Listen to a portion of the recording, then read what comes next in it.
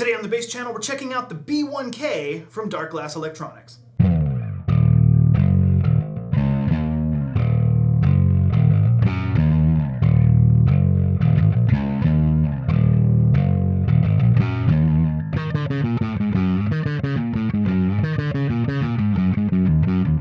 Okay, so if you've ever seen just about any Bass Channel video that we've ever done, you know that we read the specs from the website so you get the exact correct information as it's intended from the manufacturer.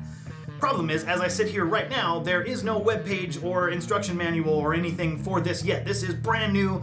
As I sit here today, this is pre-release. I think this is coming out sometime July of 2022. So I don't know what Darkglass has to say about it, but luckily it's pretty easy to figure out. It's a pretty intuitive pedal. It's just a miniature version of the B3K. So we're just gonna talk through it together and hear a bunch of sound samples. Here's one of them.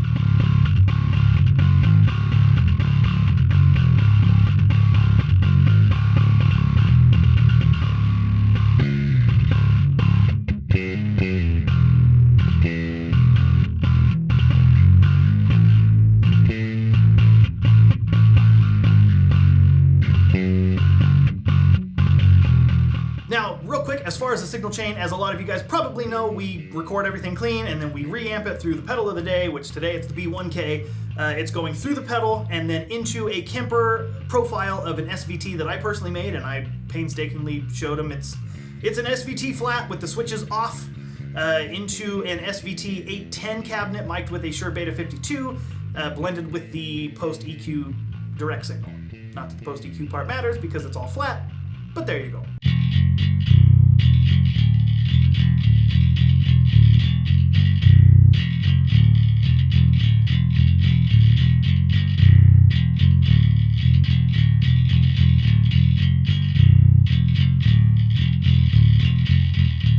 Okay, so going down the face of the pedal, it's a concentric knob for level and drive. Again, pretty self-explanatory. If you want less drive, you go counterclockwise. If you want more drive, you go clockwise.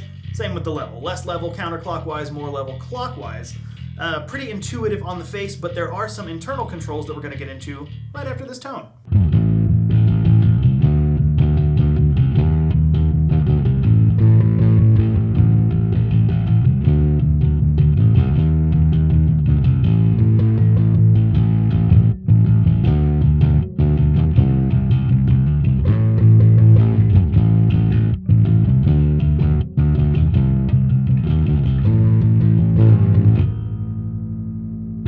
So the internal controls are accessed via this convenient magnetic door here on the back that says insert your pick here to remove, but I'm a little bit of a masochist, so I just use my fingernails. So inside you've got controls for tone, blend, and some dip switches that give you a couple different options that are listed on the back of the magnetic door. The bottommost dip switch inside here controls the growl. So with the switch to the left, your growl is on. With the switch to the right, your growl is off. The second and third dip switch together control the mid boost. With dip switch 2 to the left and dip switch 3 to the right, mid boost is on. And with dip switch 2 to the right and 3 to the left, mid boost is off.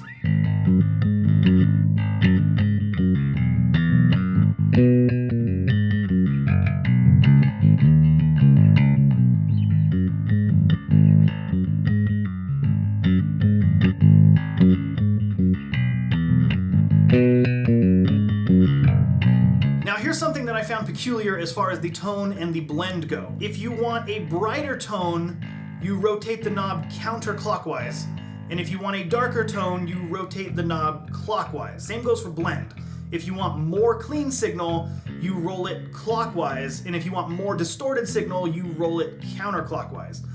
It's a little bit tricky to figure out the first time you do it. I know it threw me for a loop. I thought I was doing something wrong. But outside of that small learning curve, again, whether you use a pick, a coin, your fingernail, the switches are pretty easy. There's a nice little kind of notch. You know, you can put a little screwdriver in there if you wanted to, with a dot indicator to let you know the position of the knob.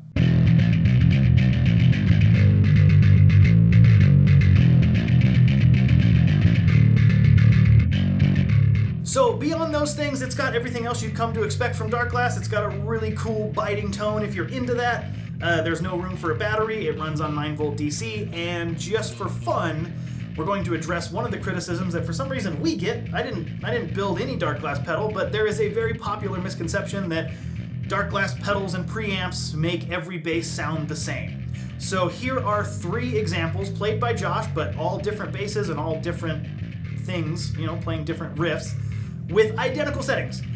So check out how different these 3 tones sound back to back, and you tell me if Darkglass makes everything sound the same.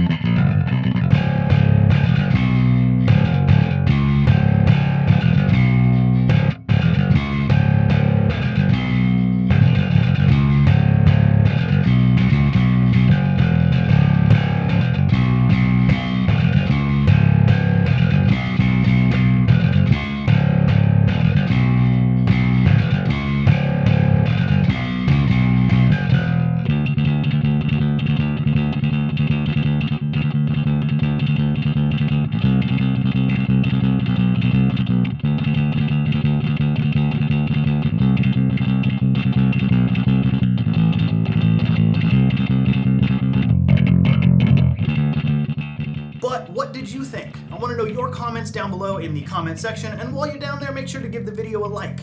If you'd like to pick one of these up for yourself, there's also an affiliate link in the description that takes you to Zounds. Doesn't cost you anything extra, but it helps us a little bit to keep these lights on. Also, if you're still here, you can subscribe to the channel if you haven't already. Here's a couple videos you might not have seen, but that's just about it for now. So I'm Chris, and I'll see you later.